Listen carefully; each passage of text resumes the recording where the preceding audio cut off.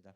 골로새서 3장 15절부터 17절 세 절의 말씀이니까요. 우리 앞에 보면서 우리 함께 합독하도록 하겠습니다. 골로새서 3장 15절 17절까지의 말씀 함께 읽겠습니다. 자, 시작.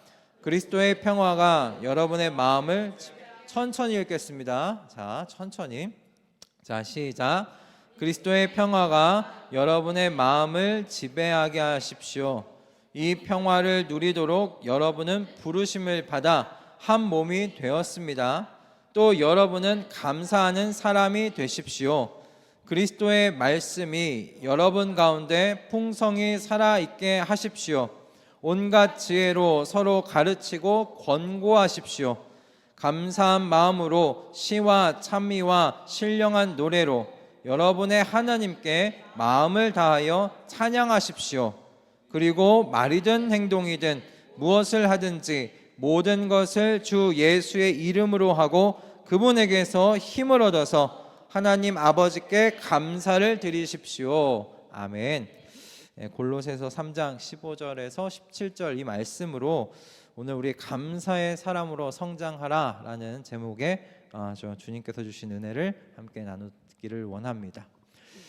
여러분 혹시 감사일기 미라클이라는 말을 혹시 들어본 적 있으세요? 감사일기 미라클.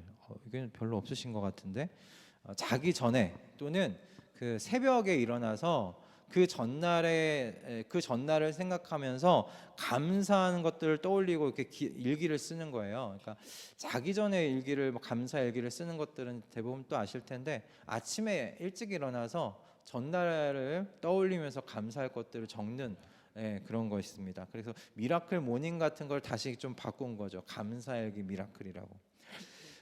감사일기를 이렇게 쓰는 것에 미라클이라는 말을 이렇게 덧붙인 데는 이 감사일기를 쓰는 이 과정을 통해서 좀 뭔가 심신에 그러니까 안정을 찾을 수 있는 이 긍정적인 또 삶의 방향으로 삶을 바라볼 수 있는 그런 효과를 얻을 수 있기 때문이 아닌가 그렇게 생각이 듭니다.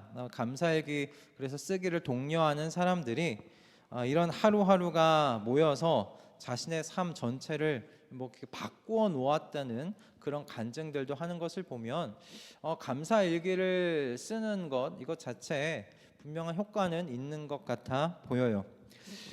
감사하며 하루를 마감하든 시작하든 확실히 감사라는 행위가 우리 안에 긍정적인 효과를 가져오는 것만은 분명해 보입니다.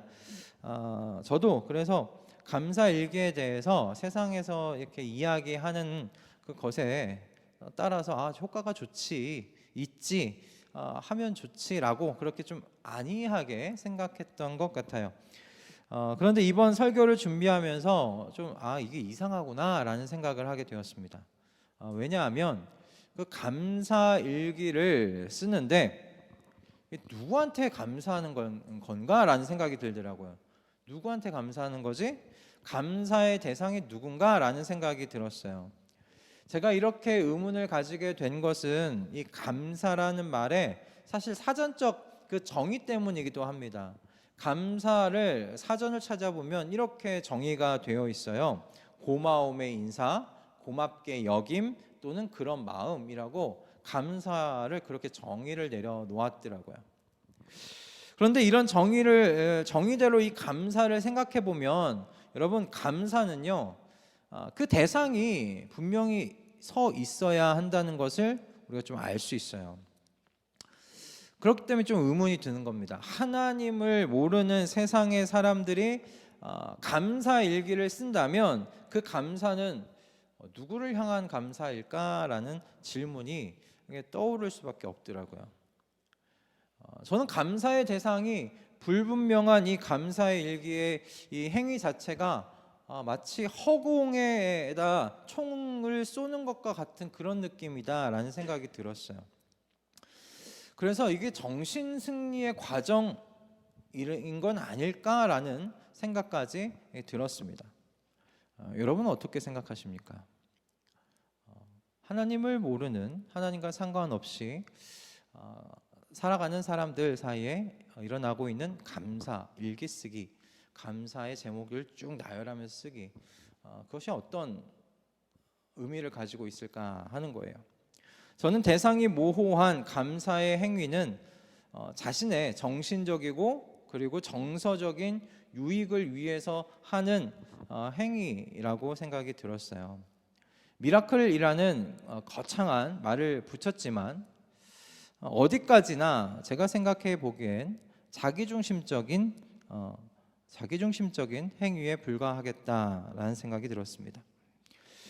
여러분, 그러면 그리스도인 우리가 지금 하는 감사는 뭐 어떤가요? 대상이 분명합니까? 대상이 분명합니다. 그리스도인이 감사하는 건 어느 대상에게 감사하냐면 하나님 아버지께 감사하는 겁니다. 여러분, 이번 주 제대로 감사의 제목을 써 오셨다면 그 과정을 여러분 한번 생각해 보십시오. 2023년을 여러분이 회상하시면서 감사하는 것들을 적을 때 여러분이 어느 대상에게 감사하면서 적으셨습니까? 하나님 아버지께 여러분이 감사하며 감사의 제목들을 적지 않으셨을까라는 생각이 들어요. 내게 필요한 것을 주셔서 감사하기도 하고, 때로는 좋지 않은 일을 만나게 해주셨지만 그로 인해서 제가 성장할 수 있게 해주심에 또한 감사드립니다. 이렇게 하나님 앞에 여러분이 감사하는 제목들을 적지 않으셨을까? 그렇게 생각이 들어요. 여러분, 성도가 하나님께 감사하는 내용을 잘 살펴보면 성도의 감사는요, 하나님의 어떤 그 성품, 그리고 하나님께서 다스리신다는 이 믿음과 인정의 기반에서 나온다는 것을 여러분이 생각해 보실 수가 있을 겁니다. 성도가 자신의 삶 주변에서 일어나는 모든 일을 여러분이 감사할 수 있는 건 그 모든 일이 하나님의 다스리심, 하나님의 통치하심, 하나님의 그 주권 안에 있기 때문이라는 것이죠. 하나님 다스림 밖에서 일어날 수 있는 건 없다고 성도가 믿기에 우리에게 일어나는 그 모든 일들에 대하여 하나님께 또 감사의 제목들을 가지고 하나님께 고백할 수 있는 것이다라는 겁니다. 그리고 성도가 삶에서 일어난 실패 왜 없겠어요? 넘어짐 왜 없겠어요? 그럼에도 불구하고 감사할 수 있는 건 성도가 뭘 믿기 때문입니까? 이 모든 일이 하나님의 사랑과 자비 안에서 일어나고 있다는 것을 여러분들이 믿기 때문에 내가 가지고 있는 실패, 넘어짐에도 불구하고 하나님께 감사하는 거잖아요. 이런 실패와 넘어짐도 하나님께서 분명히 하나님의 선하신 계획 안에 포함시켜서 하나님의 선하신 계획을 이루어 가실 것을 우리가 믿기에 우리의 실패, 우리의 넘어짐, 우리의 연약함, 이런 것들 또한 하나님께 감사하다고 적을 수 있는 것 아니겠습니까? 여러분, 우리가 믿는 게 뭡니까? 성도를 사랑하시는 하나님께서 자녀들에게 어찌 독을 주실 수 있을까라는 것 아닙니까? 그러므로 하나님의 이 다스림 안에서 일어나는 모든 일은 결국 선을 향할 수밖에 없다는 걸 우리가 믿습니다. 그래서 우리의 감사에는 좋은 것, 성공한 것, 성취한 것만 있는 게 아니라 실패한 거, 넘어진 거, 연약한 거, 우린 그것도 감사할 수 있습니다. 여러분, 이 모든 것이 왜 어떻게 감사할 수 있는 거예요? 우리가 믿기 때문이잖아요. 하나님께서 다스리신다는 것을 믿고 하나님의 성품이 자비와 은혜와 사랑으로 풍성하신 하나님의 성품을 가지신 하나님, 그것이 하나님의 성품이라는 것을 믿기에 우리가 이렇게 감사를 고백할 수 있는 것 아니겠습니까?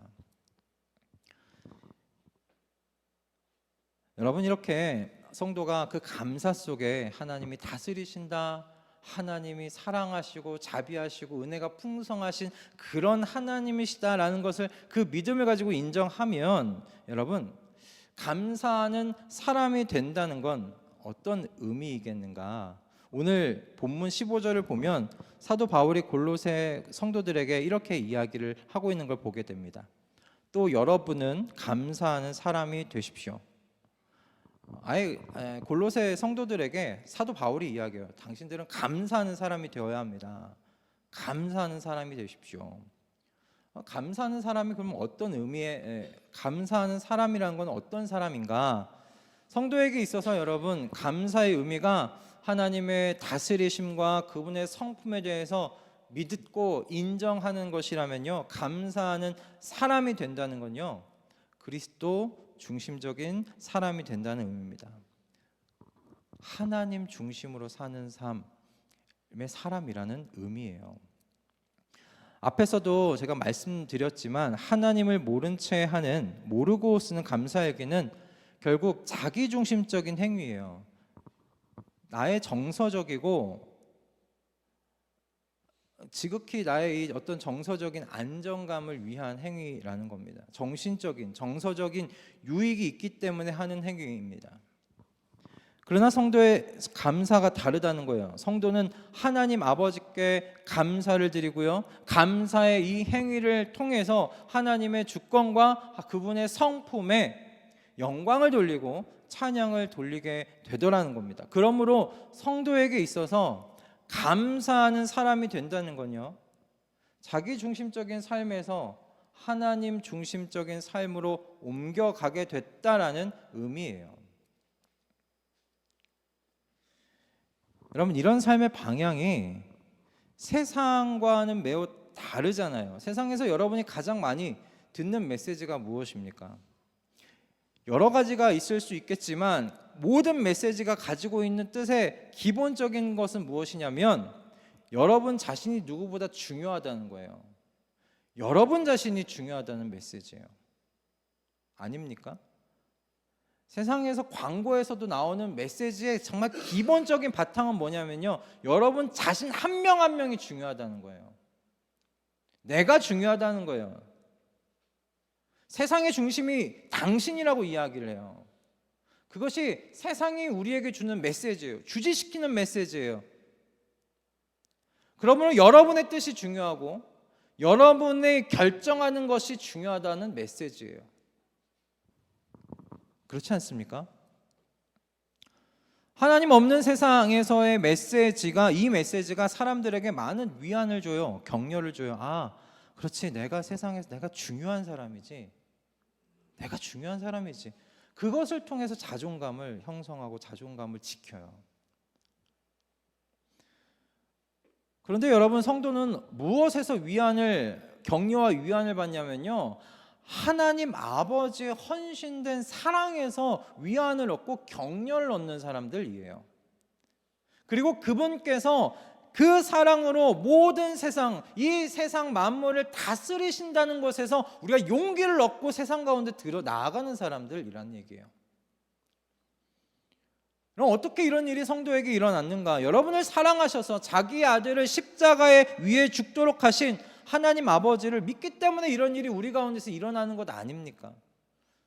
하나님의 백성을 향한 하나님 아버지의 여러분 그 사랑이 무엇인지를 성도가 알기 때문에 하나님 아버지 안에서, 그 사랑 안에서 격려를 얻고 위안을 얻고 세상 가운데 힘껏 용기를 얻고 나아갈 수 있는 그 힘을 그 안에서 공급받는 것 아닙니까? 그래서 성도가 이 자비와 은혜와 사랑이 풍성하신 이 하나님을 알고 만났기에 나를 내려놓고 이분을 내 삶의 왕으로 모시고 사는 것이죠. 그래서 여러분, 성도는요, 나를 위해서 살던 그 과거를 버려버리고, 그 옛사람이잖아요. 나를 위해서 내가 중심이 되어서 내가 중요한 사람이 되어 살았던 그 과거를 버려버리고 이제 내게 자비와 은혜와 사랑을 베풀어 주신 하나님 아버지를 위해 사는 사람들, 그분을 위해 결정하고 그분이 내 삶의 모든 것이 되는 이 새로운 인생, 새로운 삶으로 거듭난 사람들이 새로운 피조물들 아닙니까? 그게 저와 여러분들이죠. 여러분, 저는 이 순서가 감사에 있어서 이 순서가 정말 중요하다고 생각해요. 하나님 아버지의 사랑과 자비와 은혜를 만나서 그분을 왕으로 모시고 살기 때문에 성도가 뭘 하게 되느냐? 감사하는 생활을 하게 되더라는 겁니다. 여러분 이 순서가 매우 중요해요. 이 순서를 기억하십시오. 여러분 이 순서를 그래서 좀 다른 말로 좀 길잖아요. 간단한 말로 좀 다시 설명드리면 그리스도의 평화, 평강이 마음을 지배하게 하라는 말씀으로 정리가 돼요. 그러면 감사의 생활이 뒤따르게 되더라는 거예요. 그리스도의 평화가 마음을 지배하게 하라. 그리하면 감사하는 생활이 뒤따른다는 거예요. 이 순서가 중요합니다.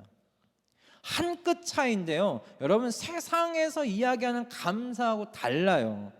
세상 속에서 여러분 감사하는 삶을 왜 권장합니까? 왜 감사하라고 이야기합니까? 감사하는 그 행위 자체가 무엇을 갖고 오기 때문입니까? 정신적이고 정서적인 무언가 유익을 우리에게 가져다 주니까 감사하는 행위를 해보라고 권면하는 것 아닙니까? 감사하는 행위를 통해서 그 마음의 평화, 평강이 찾아오니까, 안정감이 찾아오니까 내 삶을 조금 더 긍정적으로 바라보고 해석할 수 있는 그런 마음의 여유가 생기니까 감사해 보라고 이야기하는 것 아닙니까?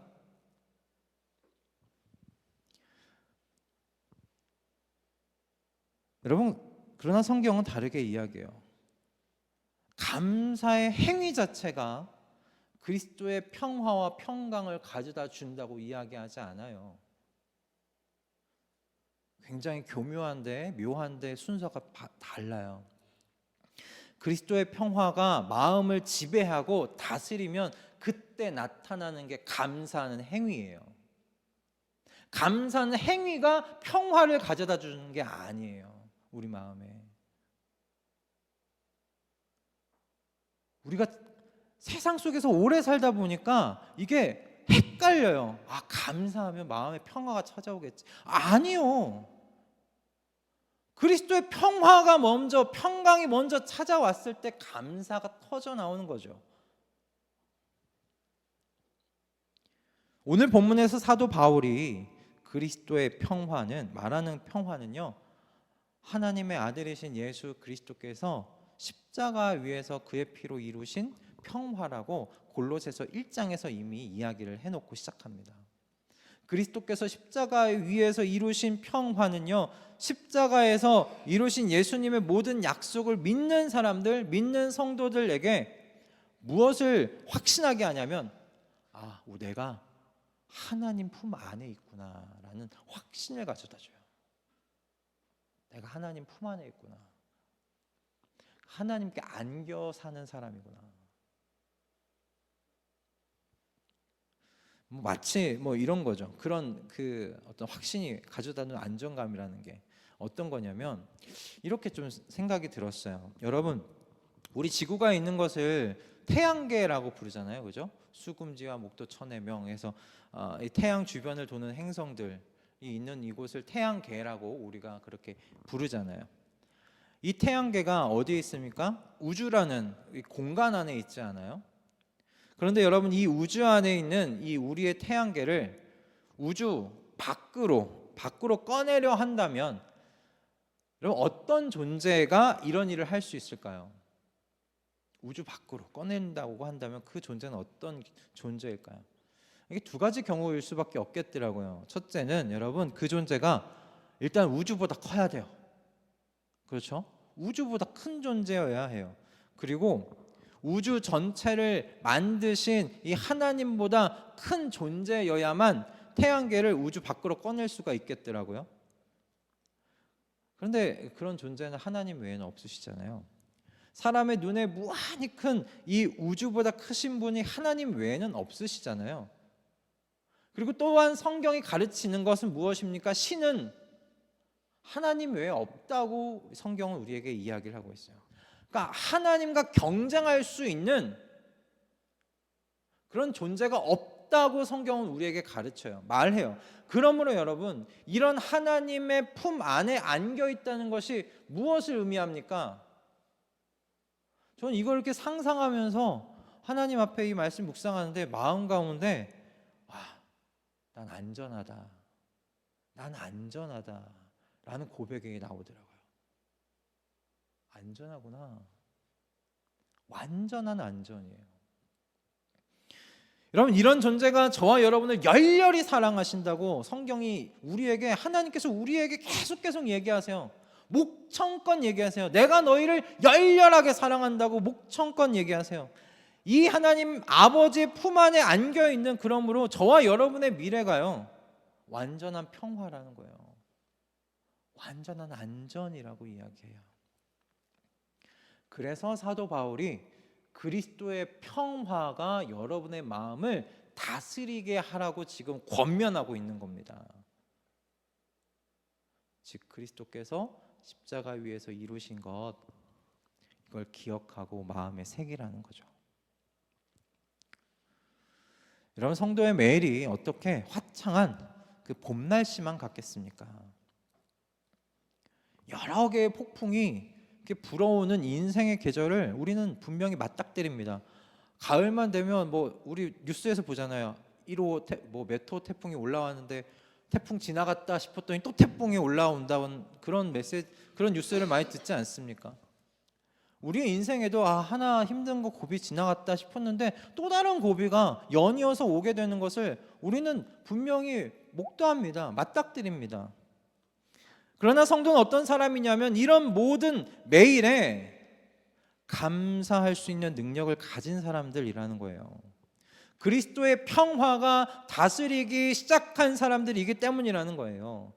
거센 폭풍이 지나가더라도 바다 밑은 고요하잖아요.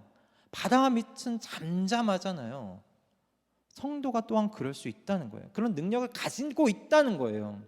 그래서 사도 바울이 범사에 감사하라고 그렇게 권면할 수 있는 것 아니겠습니까?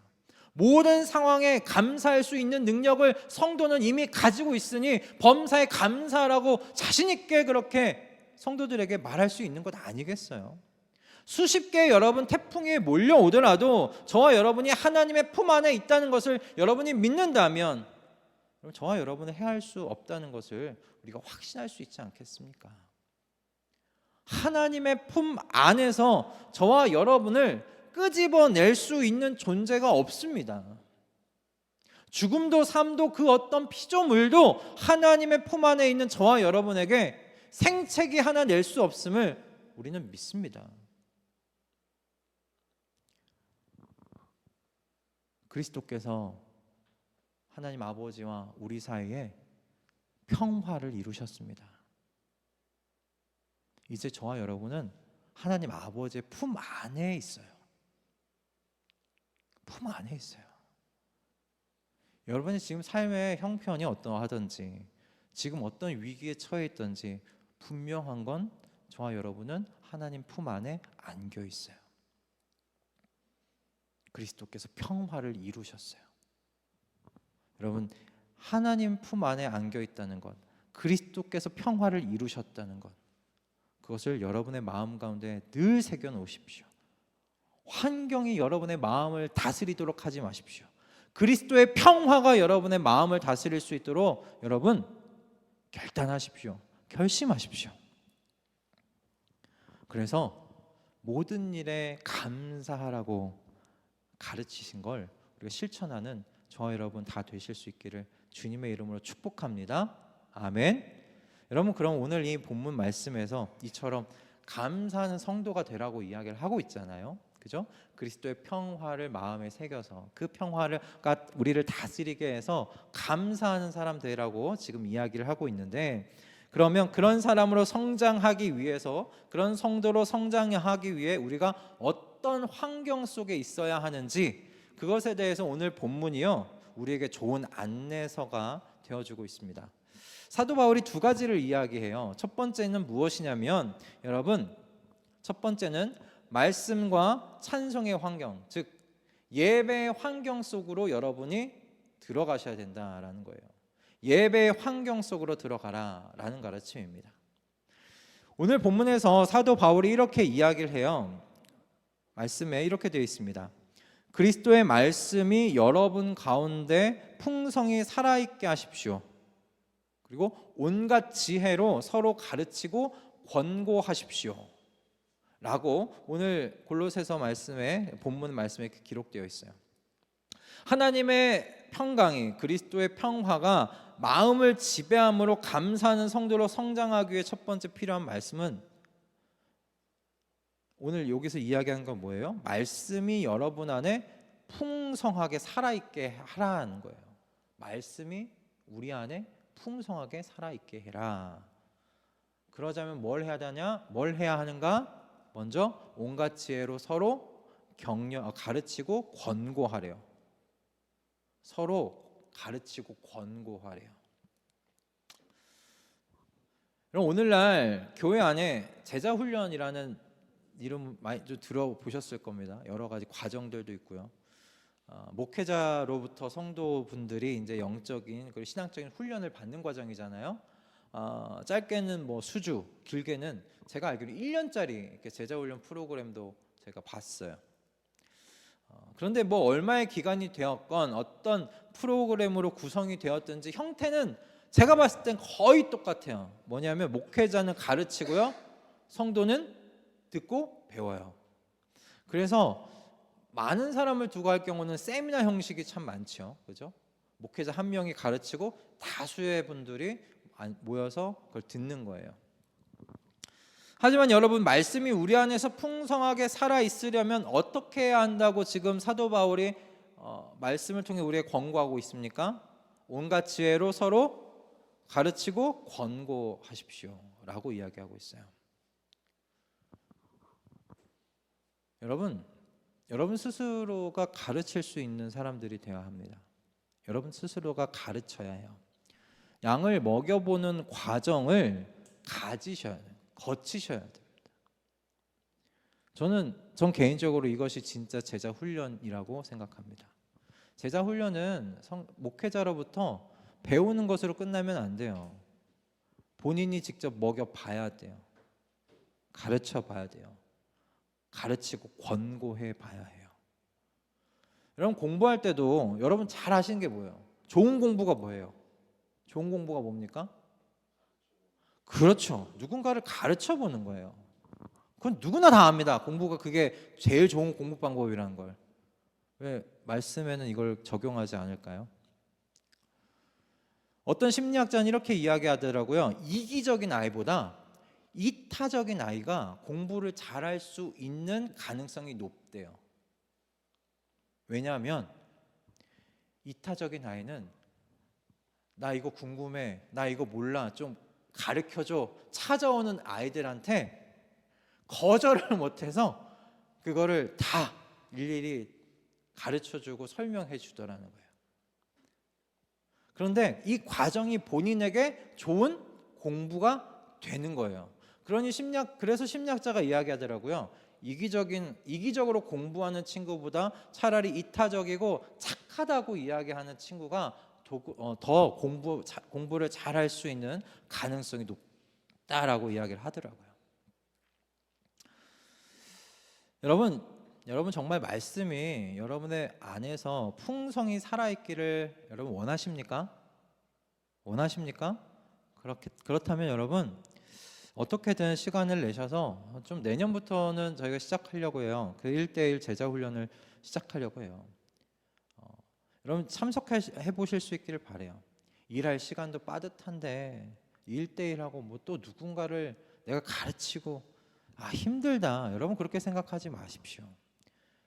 결국 여러분 불안하고 걱정이 나오고 염려라는 여러분 이 악순환의 고리가 어디서 오겠습니까? 우리 안에 이 말씀에 따라서 이야기해 보면 말씀이 풍성히 살아있지 않아서 그래요. 여러분 이 악순환의 고리를 끊어야 되지 않겠습니까?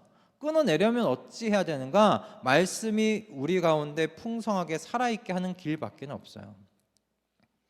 그리고 그 길이 하나님의 평화가 여러분의 마음을 다스리게 하는 길이에요. 감사의 사람으로 성장하게 하는 길인 줄로 믿습니다. 여러분 오늘 말씀을 기억하세요. 말씀을 가르치는 건 목회자만의 일은 아니에요. 어떤 방법으로든 내년에는요 여러분이 가르치게 한번 해볼 거예요. 어떤 식으로든 해볼 거예요. 여러분 귀찮다 생각하지 마시고 힘들다 생각하지 마시고 오늘 이 본문의 말씀처럼 말씀이 내 안에서 풍성히 살아있게 하려는 과정이라고 여러분 생각하십시오. 분명한 유익을 얻으실 줄로 믿습니다. 여러분 성도도 또한 우리 목회자만큼 가르칠 수 있는 사람들로 성장해야 되는 사람들인 줄로 믿습니다. 우리 교회 안에서 그러한 일들이 일어나서 우리 교회가 정말 말씀으로 풍성한 교회, 하나님께서 주신 말씀으로 함께 동행하는 교회로 성장해 나아갈 수 있기를 주님의 이름으로 축복합니다. 아멘. 여러분 또한 우리 두 번째가 이겁니다. 말씀이 풍성하게 살아있게 하는데 사도 바울이 이 두 번째는 아니고 찬양을 언급하더라는 거예요. 16절 하반절을 보면 이렇게 되어 있어요. 감사한 마음으로 시와 찬미와 신령한 노래로 여러분의 하나님께 마음을 다하여 찬양하십시오. 이렇게 기록하고 있어요. 여러분도 이런 신기한 경험들을 하지 않으셨습니까? 마음이 힘들 때, 또 낙심되고 슬픔이 몰려올 때 찬양을 틀고 찬양을 따라 부르다 보면 마음에서 걱정이나 낙심이나 이 슬픔들이 떠나가는 걸 여러분 혹시 경험해 본 적 없으십니까? 찬양의 이 과정이 말씀이 우리 가운데 생명력 있게 살아나도록 하는 것이라는 걸 지금 사도 바울이 오늘 이 본문에서 이야기를 하고 있어요. 그러니까 우리 안에서 찬양할 때 근심이 떠나가고 슬픔이 떠나가고 이 낙심한 것들이 떠나가는 건 음악이 가지고 있는 힘이 아니에요. 멜로디가 가지고 있는 힘이 아니라는 거예요. 말씀이 가지고 있는 힘이 찬양을 통해서 우리 가운데 일어나는 거예요. 여러분의 환경을 여러분 찬양으로 채우는 것도 저는 말씀이 여러분 안에 풍성하게 살아있게 하는 좋은 방법이라고 오늘 본문을 통해서 전해드리고 싶습니다. 그러니 여러분의 삶 가운데 찬양으로 여러분 삶을 한번 이렇게 꾸며보세요. 그리고 찬양을 듣고 함께 찬양하면서 함께 하나님께 감사하고 하나님께 영광 돌려드리는 시간이 우리 마음 가운데 있는 이 말씀으로 우리 마음을 말씀으로 풍성하게 만드는 시간 될 줄로 믿습니다. 이것이 여러분 바로 예배의 자리 아니겠습니까? 말씀이 있고 찬양이 있는 이 예배의 자리. 여러분 예배의 환경 속으로 들어가 있게 하는 것이 하나님의 평화가 여러분의 마음을 다스리게 하며 감사의 사람으로 성장하게 하는데 여러분 좋은 통로가 되는 줄로 믿습니다. 여러분 예배의 환경을 만드십시오.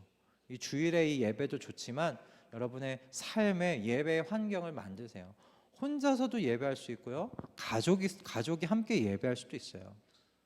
매일매일 힘들다면 한 주에 몇 번이라도 요일을 정하든지 시간을 정해서 예배의 환경을 만들어 보세요. 그것을 통해 분명히 우리 안에 말씀이 풍성하게 살아있게 되는 것을 경험하게 될 줄로 믿습니다. 아멘. 그 시간들을 통해서 그 예배의 시간들을 통해서 그리스도의 평화가 우리를 다스리며 우리가 감사하는 사람들로 성장해 갈 줄로 믿습니다. 아멘. 여러분 두 번째는 무엇이냐면 여러분 예배를 삶으로 실천하셔야 됩니다. 예배를 삶에서 실천하십시오. 오늘 말씀 17절의 말씀에 이렇게 기록되어 있습니다. 그리고 말이든 행동이든 무엇을 하든지 모든 것을 주 예수의 이름으로 하고 라고 되어 있습니다. 17절 말씀. 그리고 말이든 행동이든 무엇을 하든지 모든 것을 주 예수의 이름으로 하고. 아멘. 여러분 말과 행동이 무엇입니까? 사람의 삶을 이루는 전부, 삶을 구성하는 전부 아닙니까? 사도 바울이 그러므로 무엇을 하든지 주 예수의 이름으로 하라라고 말한다는 건 이렇게 이야기해 볼 수 있을 것 같아요. 말의 예배로 끝나지 말라는 거예요. 말의 예배로 끝나지 말아라. 말씀이 마음에 풍성하게 살아있게 하는데 말씀을 삶에서 실천하는 것이 필요하다라는 것이죠. 이 말씀을 묵상하면서 메타인지라는 것이 이게 떠올랐어요. 메타인지라는 말이 요즘 유행하는 이유가 사실은 우리나라 환경 속에서 이게 공부하고 연관이 많아서 그래요. 메타인지라는 게 학생들이 공부할 때 책을 읽고 그리고 줄을 치고 암기하는 이 과정을 거치잖아요. 이러면 뭐 어떻게 해요? 나 안다라고 생각한다는 거야. 안다. 옆에 노트에다 적고 동그라미 막 이렇게 치면서 이거 중요해 하면서 그렇게 공부한 다음에 그걸 보면서 내가 공부했으니 안다라고 생각하는데, 진짜 이 과정을 거친다고 해서 아는 게 아니라는 거예요. 진짜 안다는 게 뭐예요? 자기가 안다고 생각하는 것에 대해서 설명할 수 있어야 안다는 거예요. 그게 메타인지라는 겁니다. 그래서 메타인지가 높은 친구들이 학업 성취도가 높다고 이야기를 하더라고요. 근데 마찬가지겠다 싶은 거예요. 예배당에서 여러분이 오늘 말씀을 들었어요. 그리고 들은 말씀을 누군가에게 가르쳐 보셨어요. 그런데 말씀을 정작 실천은 해보지 않았어요. 여러분은 말씀을 아는 걸까요? 아니요. 오늘 본문의 말씀을 따르면 반만 아는 거에 불과해요. 말씀이 풍성하게 살아있으려면, 말씀이 생명력을 가지고 풍성하게 살아있으려면, 하나님의 평화가 나를 다스리는, 마음을 다스리는 걸 경험하려면 말씀을 실천해봐야 된다는 거예요. 말의 예배로 끝나는 게 아니라 삶의 예배로 나아가야 된다는 거예요. 그리스도의 평화, 여러분 평강이 여러분의 마음을 다스리기를 원하십니까? 모든 일에 감사하는 하나님의 백성으로 여러분 성장해 가기를 원하십니까? 여러분 말씀을 실천하십시오. 저와 여러분의 하루가 예배로 드려질 수 있기를 소원합니다. 말이든 행동이든 무엇을 하든지 주 예수의 이름으로 하십시오 라고 이야기한 사도 바울의 이 권면을 귀히 마음 가운데 받아들이는 저와 여러분 다 되실 수 있기를 바랍니다. 그래서 그리스도의 평화가 다스리신다는 것이 무엇인지 그 맛을 보고 아는 우리가 되기를 원합니다. 힘들어 죽겠어. 힘들어 죽겠어. 나는 왜 하는 일마다 이렇게 다 안 되는 거야? 무슨 일이 이렇게 많냐? 내 인생 왜 이러냐? 등등 불평과 불만의 말이 아니라 그리스도의 평화가 우리를 다스림으로 감사하는 말이 우리의 언어가 되었으면 좋겠습니다.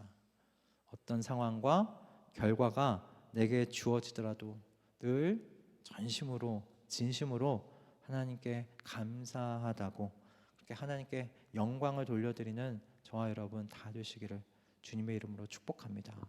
그러기 위해서 오늘 마지막으로 권면하는 것은 사도 바울이 우리가 말의 예배로 끝나지 말자, 그죠? 실천하는 예배, 그래서 삶의 예배로 마침표가 찍어지도록 하자. 그러면 우리가 말씀으로 풍성하게 될 거야. 그리스도의 평화가 우리의 마음을 다스릴 거야. 그래서 우리의 입술에서 어떤 상황이든 어떤 환경에서든 감사가 나오는 사람으로 성장해 갈 거라고 오늘 본문의 말씀이 우리에게 가르칩니다. 여러분 이 말씀 잘 새겨서 우리가 감사의 사람으로 성장해 가는데 이 말씀이 귀히 사용되어지기를 주님의 이름으로 축복합니다. 아멘.